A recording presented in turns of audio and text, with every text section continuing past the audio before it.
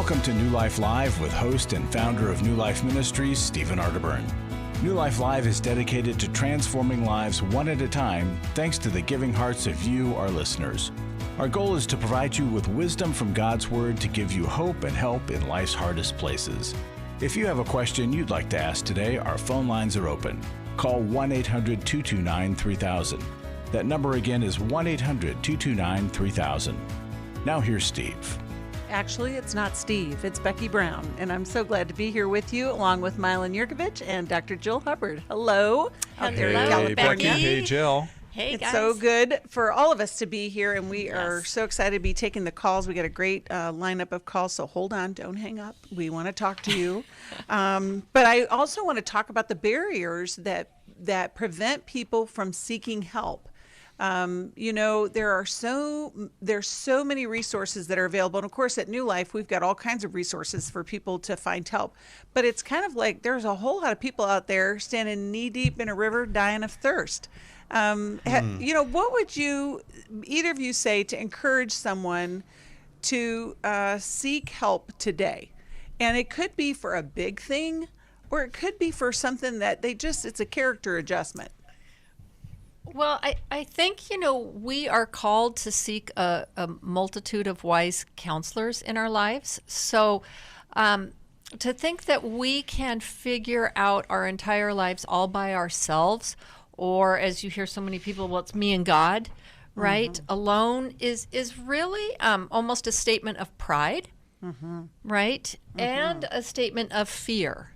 I'm afraid that if I expose myself to another, then, my shame will even be that much greater, right? And yet it's only through the act of doing that we get relief from our shame, because healing is in relationship. And as I always say, it's why Jesus came here, to have relationship with us, right? So that we could be healed and we could understand. And so all by ourselves, we can't understand fully. Yeah, it's right. interesting. Or be fully known, right? The fear that you mentioned, the fear likes to be kept in a cage or kept in the dark. And the thing that overcomes it is that revelation of, just sharing it with somebody. You don't even have to fix it at that point, but just, what I'm afraid of? This is what I'm afraid of. Right. And I know a lot of people get stuck in the problem because they think this is what the end should look like. And I can't get there, so I just can't ask. I'll just be afraid. But Milan, what would you say about that? Just finding help. Well, I would agree with you guys. One of the things we're all guilty of is fantasy and idealism, which every generation is plagued by this. I have to change the world around me, or I believe that a great relationship should look like this, and they live happily ever after. And we enter into relationship with these fantasy and idealism thoughts and feelings permeating us. And then when that comes to a dead end, we're hurt, we're shocked, we're dismayed, and we usually think then it's something that we did wrong, or the other person was a bad choice, et cetera, et cetera. And then comes the thing that Jill was just talking about. You were talking about, we're just supposed to be happy by ourselves, and we don't realize the power of community. So there's also a lack of knowledge. This is where the Apostle Paul says, I want you to know these things and then behave this way. One of the things I want you to know is the power of community. That God created, and we're supposed to love one another and talk and bear one another's burdens and all these things that we're commanded to do in the body of Christ. A lot of people don't know that, and they don't have a safe place. And then shame is the great, paralyzer. But as Brene Brown has popularized, the cure to shame is openness and transparency and vulnerability. And that, again, is another principle taught in the Bible as well. There's a cleanliness and a cleaning out and a relief we feel when we do share. So I think for a lot of people, they just don't know. And then they're not in community. They don't know what a group feels like. That's right. Well, we have an opportunity for them. We do, don't we? They can join us at the Emotional Freedom Workshop on March 27th and find out all of those things and more. We'll be right back. I came into this thinking that my husband was the cause of many of our issues. The New Life Intimacy and Marriage Workshop will be held online Saturday, February 13th. But after learning about our attachment styles, I understood how our past hurts were playing into our present problems. Join Steve Arterburn. It's been a dream of mine for a long time to help people to grow more intimately together, and we believe that everybody has room to grow in the intimacy level of their life. And Milan and Yerkovich. We help couples understand how their attachment style is sabotaging their current relationship. And then we teach them how to create comfort in a relationship. To register or to find out more, call 1-800-NEW-LIFE. That's 1-800-639-5433 or go to newlife.com. Here at this workshop, we had our first ever conversation without yelling, blaming, and accusing. 1-800-NEW-LIFE.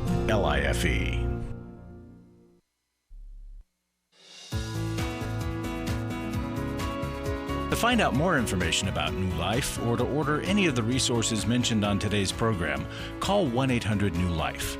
Now back to New Life Live. Welcome back. We are taking your calls, and we're going to talk to Julia from Washington, D.C., who listens on WAVA. And we also have a bunch of people who watch us on YouTube, and you can too at New Life Live. Just go to YouTube and you'll see us, as well as all the old shows too. And that can be so helpful. Julia, we're glad you are here. And how can we help you today? Well, I'm married to a man who's been away from home for a little over 30 years. He came back. I didn't want him to come back at first because I didn't think there was be any change. But when I prayed, the Lord said, I told the Lord I was at my wit's end, and He said, just do your part. But he came back, and there was no real communication about important things. He has absolutely no affection toward me whatsoever.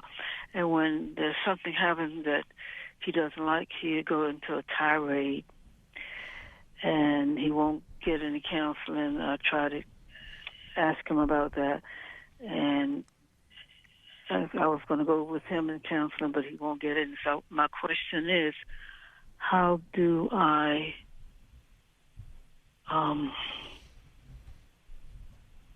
get this fixed, I guess? I don't. That's a good question. It's a good question. Milan or Jill? I just wanted to clarify, Julia, so you said you've been married 30 years. How long was he gone? No, I've been married for over 30 years, for about 50-some years. He's been gone away from home about 35 years, a little over 30 years. And just came back less than 2 years ago, about a year and 10 months, I believe. So you've been 30 years by yourself? As far as the marriage is concerned, I have several brothers and sisters. I've always had somebody to stay with in my home with me. Yeah. But as far as the marriage, yes. And did you have any contact over that 30 years? I mean, that's a really long time for someone to be gone. He went to the same church that I went to the same church that he did, because I thought we were getting back together earlier, and I just stayed at the church. I guess I was at the church for 10 or more years. So what made him come back in the last 2 years? What? Well, he had purchased a home, and he lost it from disrepair, and he went into other places to stay, like a room or what have you. And that lady decided not to use it for a room and for the fellows who were there, and he needed a place to stay. And I told him there was no point in his coming back home unless he's coming to work the marriage out. Mm-hmm. And I was misled in a way that that's going to happen. And when he came back 2 weeks later, he said he wanted to go his way. He wanted me to go my way, but he still wanted to be in the home. So that was a misleading disappointment for me. Right. He came back for logistical reasons, practical reasons. Yeah. He needed a place to stay. He wasn't. Yeah. So you guys have remained legally married, but he's really divorced you a long time ago. Yes. So, Julia, you asked how to fix this. I would want to clarify that by asking you, what do you want? Because fixing looks a lot different. Go ahead. At this point, I just can't see staying in this marriage. There's nothing. He's helped me somewhat financially, but he's not affectionate at all. No touching, nothing. No connection. It doesn't even sound like, Julia, that you guys even have a personal connection. Oh, correct. I agree with that. Mm-hmm. Milan, do you have anything that you'd offer Julia?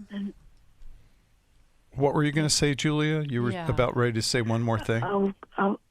I thought about getting a divorce a couple of times, but I know that God hates divorce, so I felt like I was between a rock and a hard place.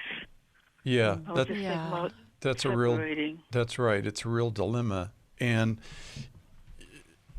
you know what you have here is you were misled, but perhaps part of being misled was also you having hopes that something would be different. But your husband has made it very clear he doesn't want things to be different. All he really wants to do is be a roommate. And I think that you could, and he needs a place to stay, and so that's convenient.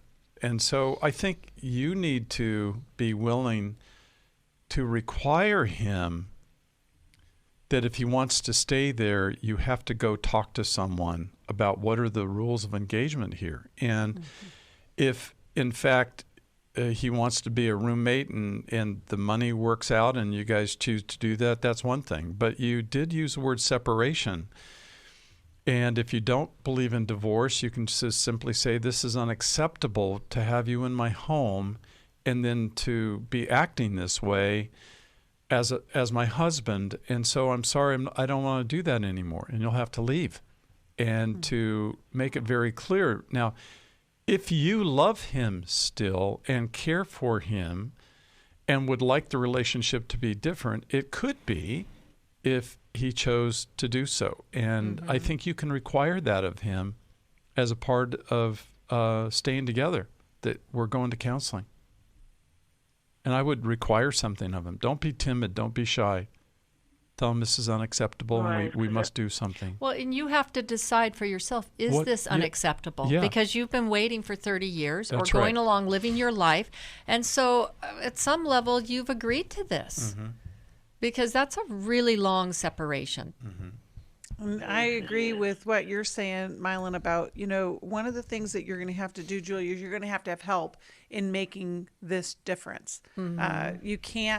You can't do this on your own, and but I'd encourage you. We'll connect her with a counselor that's in the area that can meet with both of them, and I think that would be a requirement.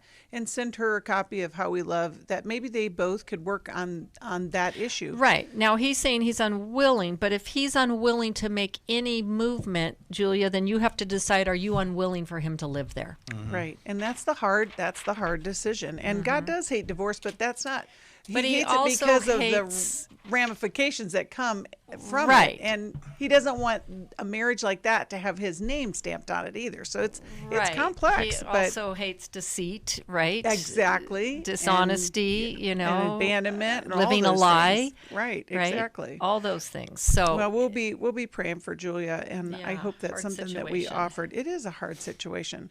We're going to take a call from Lisa now, who's calling us from Fort Lauderdale and listens on the New Life app, and you can too. You can download it wherever you get your apps, and you can not only listen to New Life Live there, but we have tons of great resources, everything from articles to, if you're part of Club New Life, you can watch the video library there as well.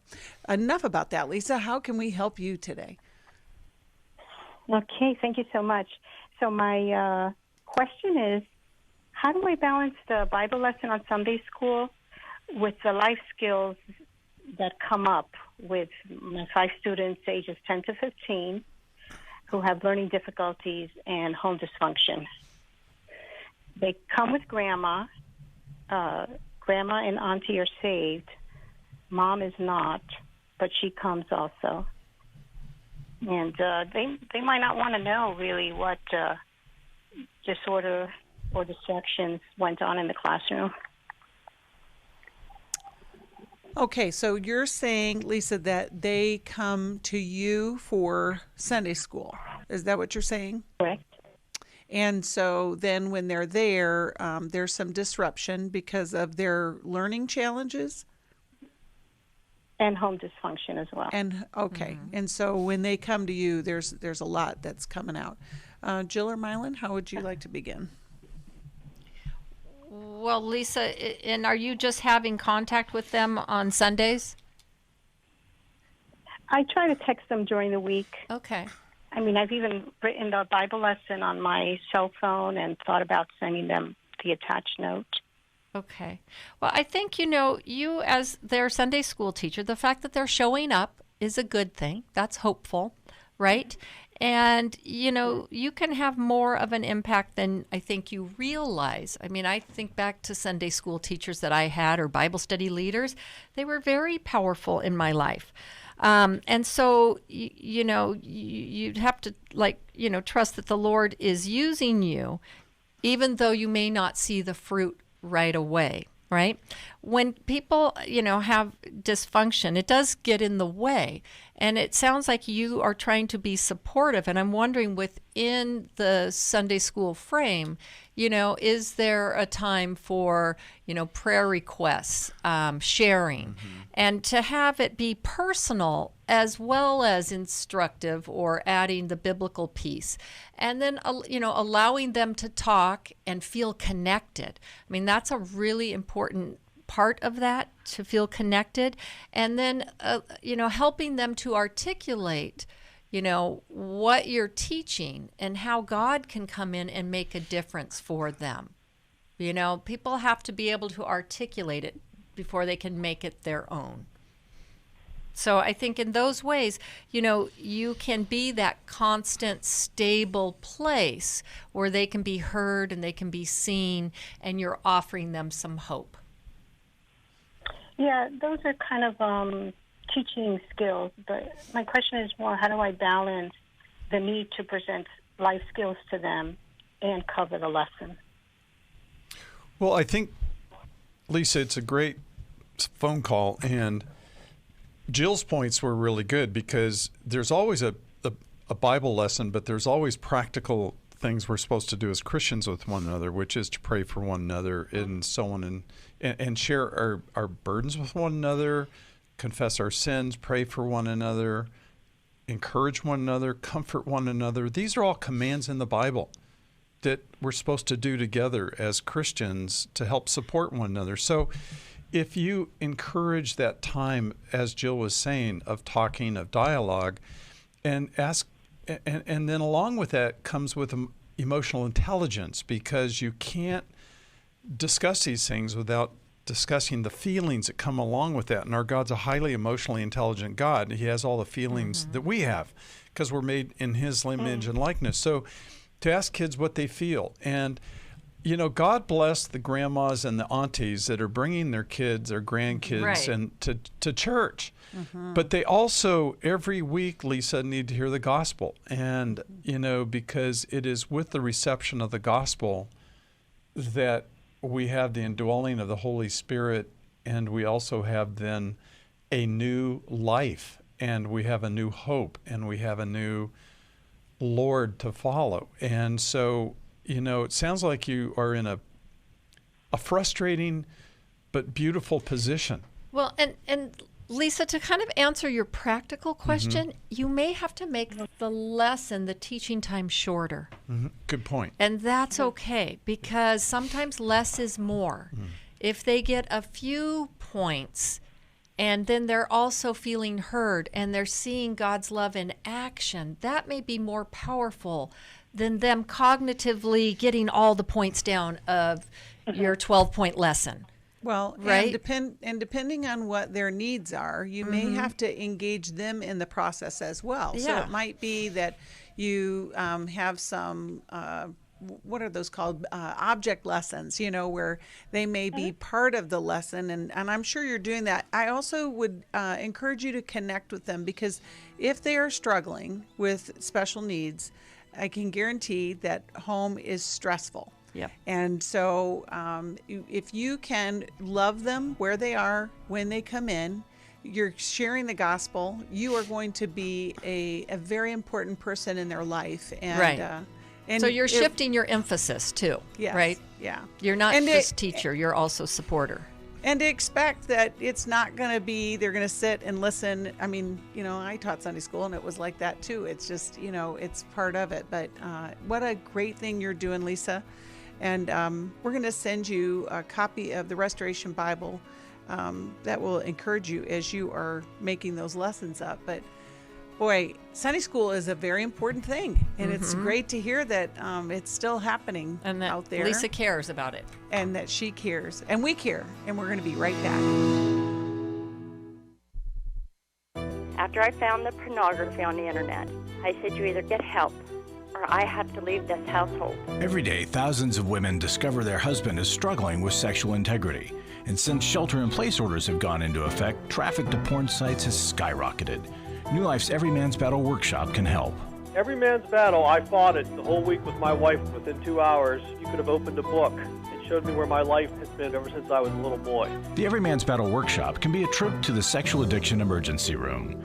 During this time of social distancing, the Every Man's Battle workshop will be held online Saturday, February 6th. Find sexual integrity, accountability, and connection. Register now to reserve a place at the Every Man's Battle online workshop.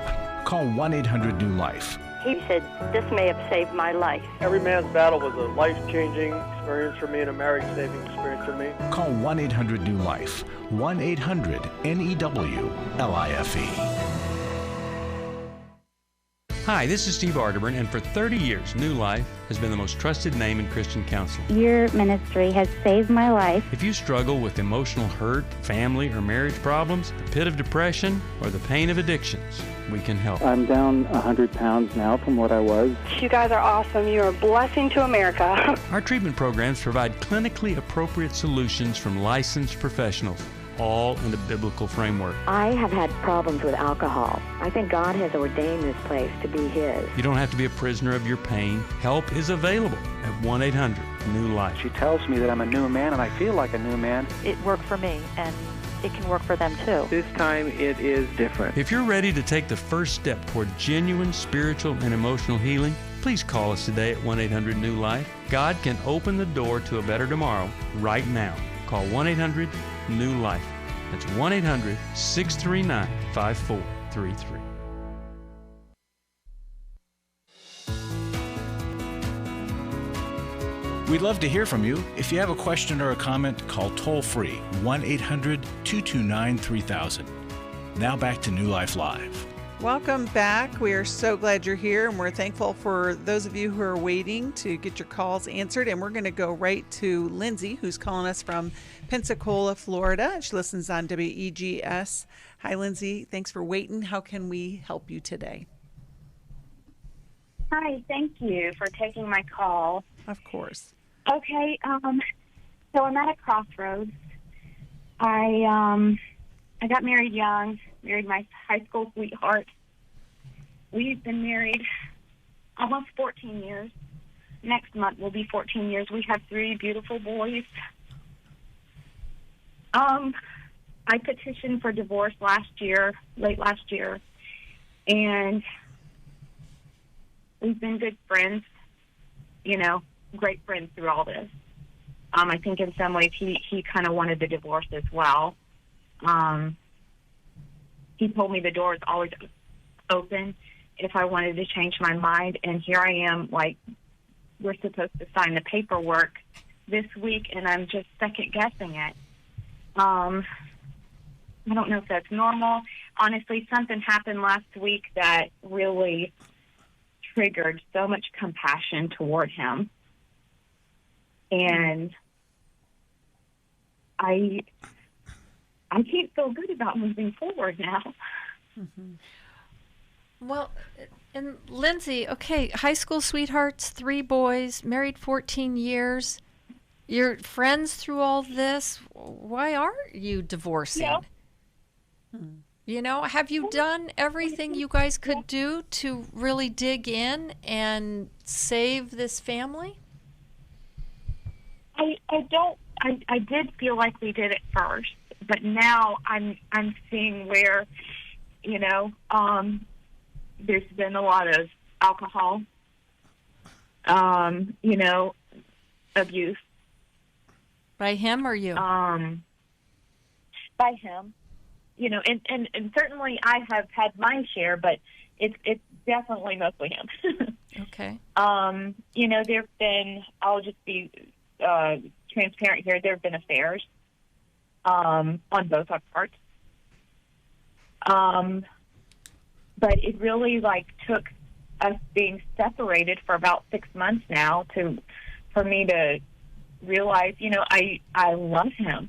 And and my trouble is, like, I know I could live with him on a daily, I feel like I can live with him on a daily basis now. Definitely need some more space, but because we both worked from home at some, you know, with our jobs.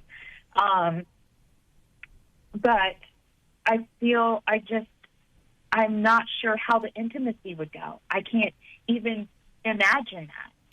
And so that's where I come to the thought that, well, that'll never happen. Right. You know. So you can't imagine it doesn't mean it's out of possibility, right? Both of you have intimacy issues, right? There's self-medicating that's going on. There's cheating that's been going on. You both struggle with those things. And isn't marriage, I mean, and these things are damaging. Granted, they are very damaging. But isn't marriage about navigating how to be more intimate, right? How to uplift each other towards the Lord and become closer to each other to be fully known, right? And when you are running off in these distractions that speak to you both being very scared and looking for a quick hit, that, you know, that takes you away from what the goal of marriage is all about. And sometimes you have to come to the end of both of yourselves. We've done all this damage, right? And say, but maybe there's another alternative between either we treat each other poorly or we divorce. And I think, too, that when you have children in the world, it is no longer about just the two of you and whether you like each other or not. It is, you have a higher calling and responsibility. Now, I don't think that people have to stay married at all costs when it's really horrible and abusive and one person is not on board. But if you both can get on board and, you know, what you do now impacts your boys greatly.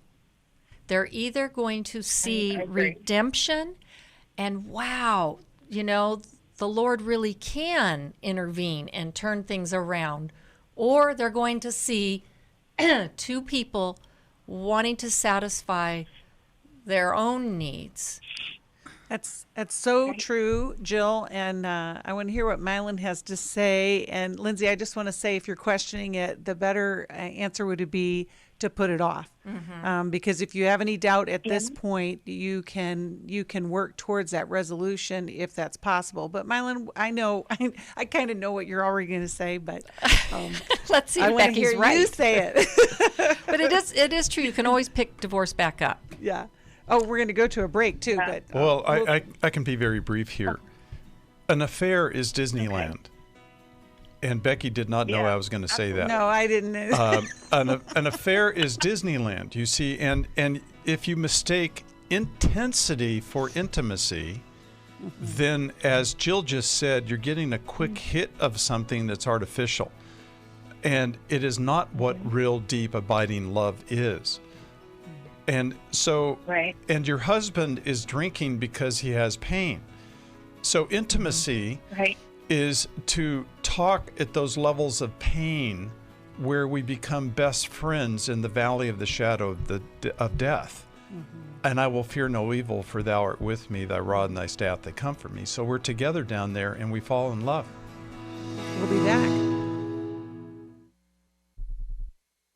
I feel blessed to have had this opportunity for my needs to be met, connecting with other women who are fighting the same fight, hoping for healthy marriages and growing closer to the Lord on their journey. My name is Shelly Martinkus, and I want to personally invite you to the Restore Workshop.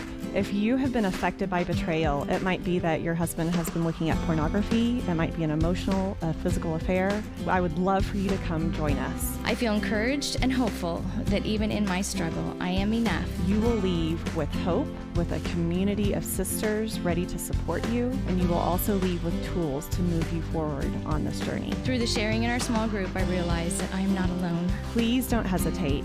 Pick up the phone, call 1-800-NEW-LIFE.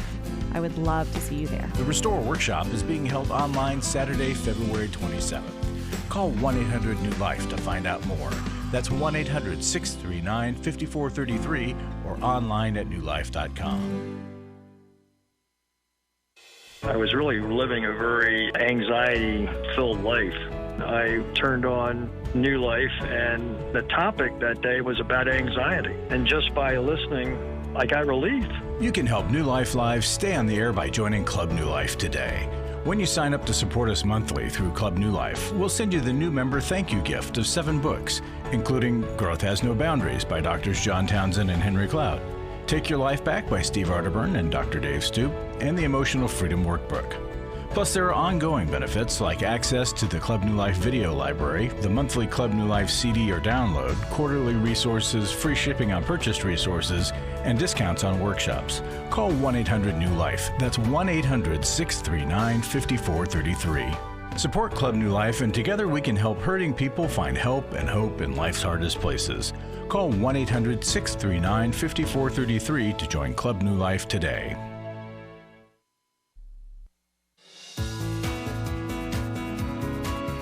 We're glad you joined us for New Life Live. To be a part of the program, call 1-800-229-3000. Now back to New Life Live. We are back, and we are talking to Lindsay.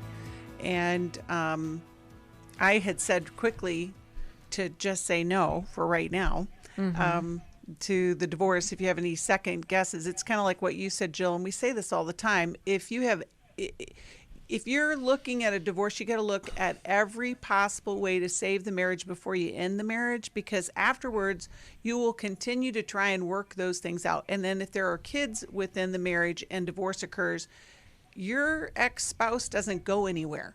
No, divorce is a misnomer when you've got kids. Right. It's not like they disappear. Right. Yeah. And then those kids are going to get mad at you because your dad, all the things that kind of go along with that. But you lose some of your rights. Right. So I was guessing what Milan was going to say before, Lindsay, and this is what he always says. He and Kay say this all the time. Healing occurs in relationships. And so the healing that the two of you are in need of could begin and end in this relationship that you have. You guys have known each other for so long. And you don't have animosity. We have so many people that call us that are like ready to choke the other person, and we don't hear that in your voice. So right. I think maybe postponing, like let's say, give yourself another 6 months and be willing to engage in a process that would be beneficial whether you stay together or not. Because it'd be beneficial for your kids, right? And we would encourage you to attend our Intimacy and Marriage Workshop, which is going to be online February 13th. We'll give you information about that. We're going to send you a copy of How We Love and the workbook, because you need both of those things. And I want you to get connected with a counselor in your area that is able to work on those constructs. Did I get it right, Milan? Hey, you two sisters, you did a great job. I mean, and your points are right. But we all believe that, Becky and Jill, we do. And Lindsay, your situation's very unique. We don't hear things like this very often, that we remain friends or that, no. And that I have compassion for this individual. That's rare. I think you have absolutely, it's the right thing to push the pause button and get to work and find out really what's in there, because what a marriage is, Lindsay, and I want you to really hear this. A marriage is two colliding histories. And those histories have stories way back that still affect the adult today. Yeah.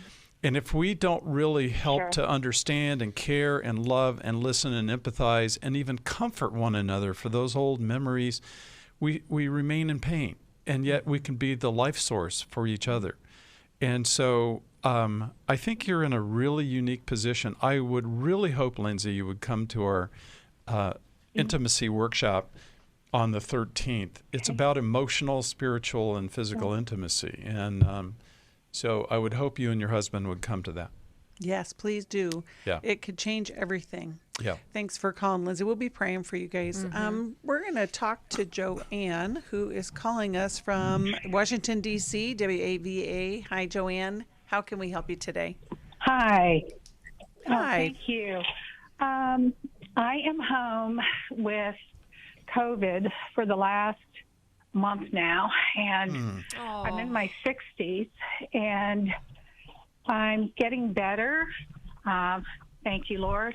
I'm healing from COVID, but meanwhile, one of my best friends lost her daughter, and I didn't think I was going to cry, but that's okay. Anyway, I'm unable to be with her, and she's a Christian, so she and her husband are going through it. And her daughter has 2 children. So now my friend, they're like in their 60s. They are suddenly having to be parents again to their grandchildren. And I'm just so sad that I can't be there for them, except, I did reach out. She said, well, just pray for us. We're going to be okay. And I said, well, please, if there's anything that I can do once I heal from COVID, let me know. And we stay in touch pretty much like every day. But I live alone, so I'm Joanne? Healing from COVID. Joanne, that's a big deal. I mean, yes, you have COVID. You can't physically be there. Lots of people are separated right now, but to be that supportive friend on the other end of the phone that helps her, be able to talk through the day-to-day of what she's going through, I think is a huge deal. Well, and I think the other part of that, though, Joanne, is that the grief you are feeling is not just because you can't be there to comfort her. It's because you are genuinely sad for them, but also you've been isolated for a long time, and you're feeling all of these things. It's a very real emotion that's associated with the grieving process. And so you're doing the best thing, like Jill, you just said, you're praying, you can send them cards and know that is part of the process. But your sadness is not an indication that you're not doing enough or not doing it right. So I don't know if that is encouraging to you or. Oh, yeah, it is. Absolutely. I've been through the death of children for other friends, and I had contacted Compassionate Friends, and they helped me a lot, and they helped the parents, and I told my friend about Compassionate Friends. But what's happened recently, that was last month, and if that isn't recent enough, I have another really good friend whose son died suddenly last week, and on top of that, another friend who was in her 40s. So it's like these young people and their families experiencing sudden death, and me home with COVID, and it's a lot. I've reached out to them. It is. I'm grieving not only that, but I lost my job, and I had to reach out for help, and I don't like doing that. This is the first time in my life I've ever had to ask for help, and even then, my sister had to pull it out of me that I needed some help, And she said, well, Joanne, you've helped me, and you're always helping people, but I don't like asking for help. And I know a big part of it's my pride and my ego, thinking I can do everything. I can help everybody. Well, with COVID, I can't. No. I can't help anybody. And with So, my Joanne? finances the way they are. Joanne? Yes. I'm so sorry about all the things So many that losses. you've been through and you're going through. But one of the things that's been taken away from you is your rescuing role. Your role of being the giver, your role of being the provider. And don't tell me, but I bet you your favorite Bible verse is it's more blessed to give than to receive. And there's a lot of that one. And I know, Joanne, and God bless you for it. But, Yes, we love people like you. But I want you to really realize one of the things that you're losing and that you've lost. And you go, what do? I'm used to putting on the white hat and riding in and galloping in and saving the day or doing something to comfort others. And when I comfort others, I am somehow comforting my own self at the same time by that role. And I really want to encourage you that that's a part of the loss that you're experiencing here. And so what do I do when I'm forced? What do I do when I'm forced to rest? What do I do when I'm forced into a position where I can't reach out and touch someone? I have to learn to receive, and I have to learn to be on the giving side. And that's a radical adjustment to my reality. And I just want to empathize, but also help you understand part of the struggle you're facing. Well, and Milan, you're right. It feels better to be the helper instead of the helpee for so many people. And you guys, we're all therapists. We're used to being the helpers. But we've all had to have times in our lives where we need to be the person sitting on the couch. We need to be the helpee, because when you learn to receive, you become a better helper. And right? I just want to encourage you, Joanne, first of all, to take care of yourself physically, but to call somebody today who is a friend who you know and trust and ask them to pray for you, whether it's on the phone or just remember me in prayer. This is kind of what we were talking about at the beginning of the show. It's so hard to ask for help. To be vulnerable. Yes, exactly. To be vulnerable and to regain your strength in order to, be healthy again and to be able to serve one another. This is a very difficult time for so many people. And if you're having a difficult time, like Joanne expressed, reach out today and talk with somebody. It could make all the difference. For most of my life, I've been dealing with an opiate addiction. Why is opioid addiction quickly becoming one of our nation's biggest killers? Maybe it's because it isn't only those who are addicted who are in denial. We did what I see so many parents do, is it can't be an addiction. There's something medically wrong. It's impossible to solve a problem when you don't know what you're up against, and families will try to find any explanation except the one that will put them on the right path. Alcoholism and drug addiction is a family disease. It doesn't affect just the individual. If someone you love is abusing painkillers, know what you're up against. It's time to admit its addiction and seek treatment. Call us today at 1-800-NEW-LIFE. We have partner treatment centers around the country. Call 1-800-639-5433 or visit us online at newlife.com. We just made a decision. We will do whatever it takes. 1-800-NEW-LIFE. Hi, this is Steve Arterburn, and for 30 years, New Life has been the most trusted name in Christian counseling. I'm an addict, and I'm trying to get God in my life again. You seem to be able to get to the crux of a problem quickly. Our Christ-centered treatment programs can help you break free to embrace all that God has for you and your family. I just want to thank you guys for bringing me to a relationship with Jesus. There really is help for marital problems, depression, addictions, panic attacks, and feelings of hopelessness. I came back with so many tools to help me prepare myself to fight this struggle and this battle that I have every day. You can start living again today, living the life God intended for you. Help is available at 1-800-NEW-LIFE. They did care, and they did follow up very lovingly. And it made all the difference in my life. Call us at 1-800-NEW-LIFE. Someone who cares is waiting at the other end of the phone. God can open the door to a better tomorrow right now. Just call us at 1-800-NEW-LIFE. 1-800-639-5433.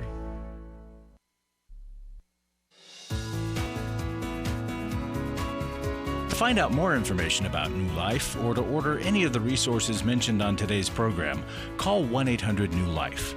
Now back to New Life Live. Welcome back. We were talking at the break just about how challenging this time is for so many people, and I can't say it enough. If you need help, please reach out. There is nothing that you are facing that is too big for someone to help carry it or to help you with it. And so whatever the lie is that's telling you, I can just do this on my own, that's just a lie. You need help, and it's okay. Every one of us needs it. So I just want to encourage you. And it may not be a counselor. It may just be a friend. It may just, you need to go for a walk with a friend, not by yourself. Okay, sorry. I just had to say that. I just feel for Joanne and so many people. We are going to talk to Rich, who's calling us from New York, listens on WHAZ. Hi, Rich. Thanks for calling. How can we help you today? Yes, hi. Thank you for taking my call, and I feel honored to speak with everyone today. I've listened to the show a long time, and first-time caller.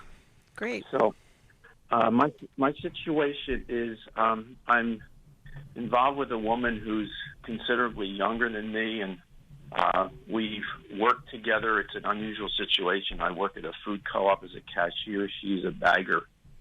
And so, like, once a week, she would come in and bag for, say, 3 hours. And we just kind of bonded and just we really kind of got each other. And then after a year of just being casual and just in this situation, I asked her out to come to my Christmas Eve service. And she went.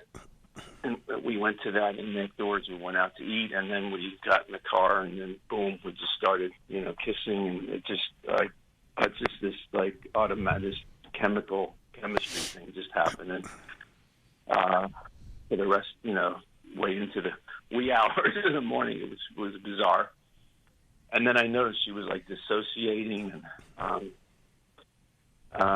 we did the same New Year's Eve and even went to a comedy club with her parents. Her parents are also customers of mine at the co-op, so I kind of know them.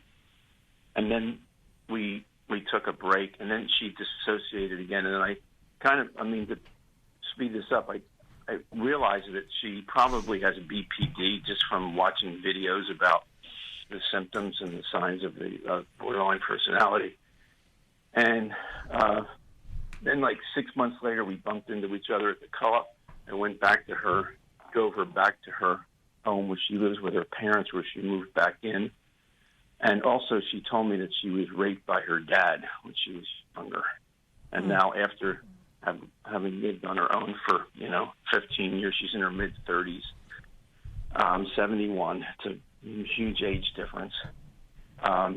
She now lives at home, and so we spent the afternoon in the backyard with our masks on, 6 feet apart. And then the next day she dissociated. And then this past weekend we did the text phone call marathon all day. And then right afterwards she said she can't handle it. So I'm very much emotionally involved with her and feel that I guess my question is about the trauma bond. Is the trauma, if this is what the attraction is, and that we're both, I'm dealing with my own trauma for most of my life. The question is, can you have a trauma bond connection with someone without them being the source of the trauma bond? It's like I don't think we've abused each other and been involved that much to have the trauma bond, but we both have trauma in our life. Okay. Does that make Milan sense? and Jill? Yeah. Mm-hmm. Often people with chaotic, disorganized backgrounds connect over intensity, or connect over disorganization, or connect with randomness, or connect with hormones and chemistry. And it tosses everything into this disorganized jumble, plopped right there in front of you. Why? Because when we come from chaotic, disorganized homes, we don't regulate well. And so we can get pulled into things, and we lack the regulatory capacities to assess the wisdom, et cetera, et cetera. But if on a first date, all of a sudden you're making out like crazy, and it just goes on into the wee hours of the night, there's just a loss of capacity there to regulate. Now, I could see why you would perhaps be attracted, and that could be more romantic, obviously, because you care for the person and you're attracted to her. But I think the question is this a good choice? And we don't have time because the show is almost over, but obviously you're able to recognize a dissociative experience or an episode with her. And anytime a person is dissociating, whatever happened to create that dissociation is not healthy. So if intense connecting with texts, kissing, spending in time together, and she has these experiences, her well-being is really important. And to know that these encounters, even though you're emotionally attracted to her and perhaps in love with her, it's just not a good combination. Right. I think it's destabilizing her. And Rich, the obvious thing, you're saying she was raped by her father. Well, you could be her father's age. Right. And so the fact that she's dissociating with you, she's still trying to work that out. And if anything, is reenacting it. So I think, I'm sorry for your heart, but I don't think it's wise to pursue a relationship, but more to encourage the help that she needs to work through her trauma, and for you to work through your own trauma that's making you susceptible to this. Right. And I appreciate you, Rich, having the insight and the and the care for her. I also don't want you to become her psychologist. You've used a lot of identifiers for her, and I just think if you want the best for her, you're going to kind of get yourself out of that loop so that she can seek some help. Because, there's all kinds of questions I have about, if the dad was charged, or, the safety issues there. I mean, there's so many things, and I certainly wouldn't want you to be set up for, some difficulty in the future. So we'll be praying for you. We're going to send you also a copy of the Restoration Bible. I think that can help as you continue on this healing journey. We're so glad that everybody who is part of our Club New Life family provides for us to be able to be on the air every day, because of people who are calling in. You've heard some of our calls today that were really hard, and without the faithful support of you, our Club New Life family, as well as those who are not part of the Club New Life giving but give on a regular basis, you make it possible for us to be on the air, for us to have a call center where people can call and find help in their hometown, and that we continue to offer the true truth of God's word and godly counsel. It's just amazing that we get to do this, and I want to thank you. But if you would like to make a gift of any amount, we'll have the New Life Journal, which is a self-guided journal that can help you in your process. But also, if you want to join Club New Life, we have a whole bunch of books that are going to be sent your way, and that can be for as little as $30 a month. It makes all the difference in the world. Just like you, Milan and Jill, you guys make all the difference in my world. I'm so glad that you guys were with us today answering all these great questions. And of course, I'm glad for the listeners to be with us. Check in with us again next time. Visit newlife.com for all the resources, and we'll see you next time on the radio. Take care. Thanks for listening. We hope this program has helped you by giving you insights for handling the challenges you face in your life. We want you to know that we're here for you, but you also need to know that New Life Live is a listener-supported ministry. To To make your donation or to get any of the resources mentioned on today's program, call 1-800-NEW-LIFE. That's 1-800-639-5433, or write to us at New Life Ministries, P.O. Box 1029, Lake Forest, California, 92609. Please join us again tomorrow for New Life Live. Hi, thank you for watching New Life Live. You know, New Life Live is a Christian counseling program where we deal with the hard questions about life, relationships, kids, free choice, freedom of will, whatever. It's all right there on New Life Live every day, every weekday, 1 p.m. Eastern, 10 a.m. Pacific. If you want to call into the live broadcast, you can find the schedule on newlife.com or click the social media link right below. You can see every episode of New Life Live on the New Life YouTube channel. Watch it with a friend, watch it later. Be sure to subscribe and hit that bell so you'll never miss another episode. So if you want to listen on the go, download the app. The link is right below. And I hope if you need some information, if you want to get some help, you'll call us at 1-800-NEW-LIFE. And I'll see you next time.